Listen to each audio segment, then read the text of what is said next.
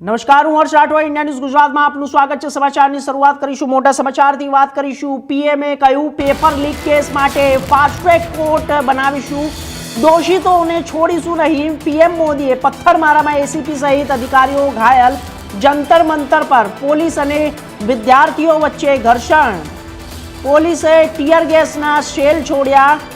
દિલ્હીના 16 metro station બંધ કરી દેવામાં આવ્યા છે। આપને જણાવી દઈએ કે પીએમ મોદીએ ગુરુવારે એક્સ પર પોસ્ટ કરીને લખ્યું કે પેપર લીકના કેસોમાં દોષિતોને સજા આપવા માટે ફાસ્ટ ટ્રેક કોર્ટ બનાવવામાં આવશે। તેમણે લખ્યું, દેશના યુવાનોનું હિત અને તેમનું ભવિષ્ય અમારી સર્વોચ્ચ પ્રાથમિકતા છે। યુવાનોનું ભવિષ્ય સાથે છેડા કરનાર કોઈ પણ વ્યક્તિને છોડવામાં નહીં આવે।